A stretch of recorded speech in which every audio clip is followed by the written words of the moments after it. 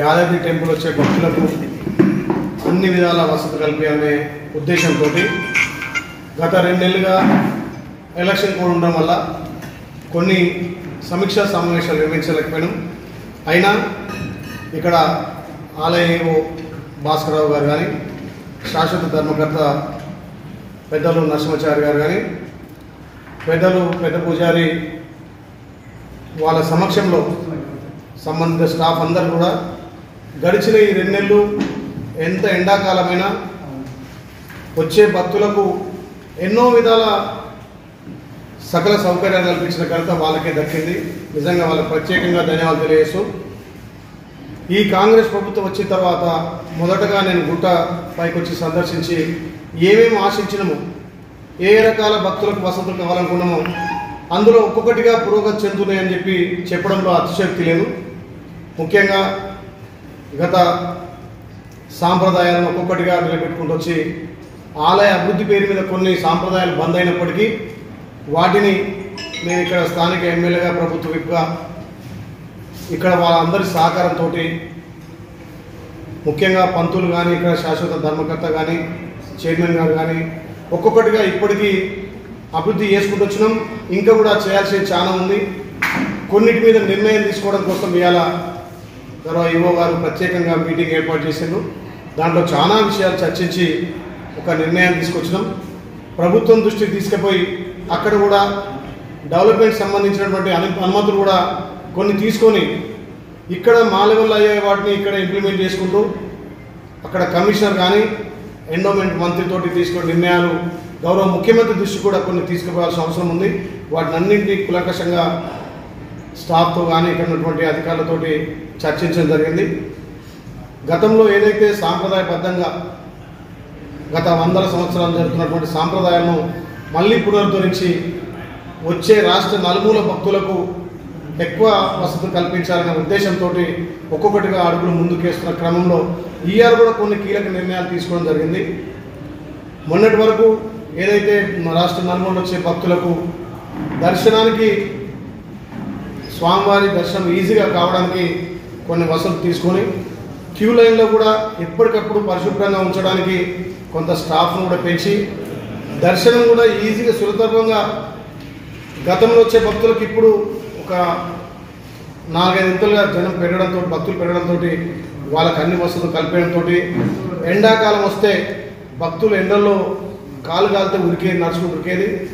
గౌరవ వీరు వారు మంచి నిర్ణయం తీసుకొని ఆ పందిళ్ళు కానీ, వాళ్ళకు నీళ్ళ ఫెసిలిటీ కానీ అన్ని రకాల ఏర్పాటు చేసి భక్తులకు డార్మెంట్ హాల్లో కూడా సుమారు రోజుకు 1000 మంది నిద్రించే విధంగా వసతులు కల్పించడంతో పాటు గతంలో గుట్ట అభివృద్ధి పేరు మీద కొన్ని లాట్రిన్ బాత్రూమ్ లేకపోవడం భక్తులకు అసౌకర్యంగా ఉంటే వారు వచ్చిన తర్వాత వాటిని కూడా ఇంప్లిమెంట్ చేయడం జరిగింది.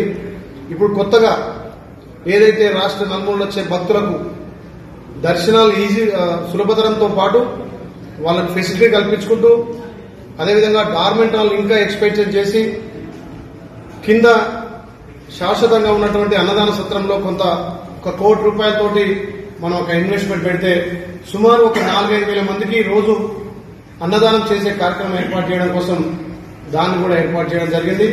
అదేవిధంగా ఇక్కడ ఉన్నటువంటి లిఫ్ట్ కూడా కొంతమందికే, వృద్ధులకు కానీ విఐపీలకు కూడా ఇబ్బందిగా ఉందని చెప్పి ఎస్కలేటర్ కూడా దాన్ని ఒకటి ప్రపోజల్ చేయడం, దాంతో పాటు వచ్చే భక్తులకు అన్ని విధాల వసతులు కల్పించడం కోసం పర్మనెంట్ షెడ్డు, అంటే ఇప్పుడు అది వేసినటువంటి సమ్మరి కోసం వేసిన షెడ్డు, అది కూడా డోనర్స్ తోటి, దాతలతోటి వేసినటువంటి షెడ్ కాబట్టి ఏదైతే మొన్న ఎలక్షన్ల ముందు మేము అక్కడ స్టోర్ వేయడం కూడా జరిగింది.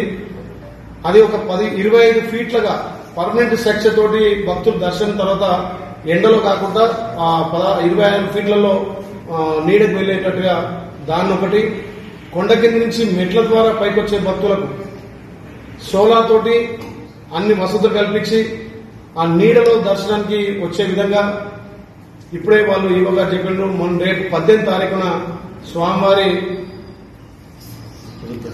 గిరిప్రదక్షిణ, స్వామివారి స్వాతి నక్షత్రం రోజు సుమారు ఒక 5,000 మందితోటి గిరిప్రదక్షిణ చేసి వాటికి కూడా అక్కడటువంటి వైటీడీ ఈ గారితో కూడా ఈ వారం రోజుల్లో అన్ని ఏర్పాట్లు చేసి గిరిప్రదక్షిణలో నడిచే వాళ్ళకి ఎలాంటి ఇబ్బందులు లేకుండా కూడా చర్యలు తీసుకోమని చెప్పి చెప్పడం జరిగింది.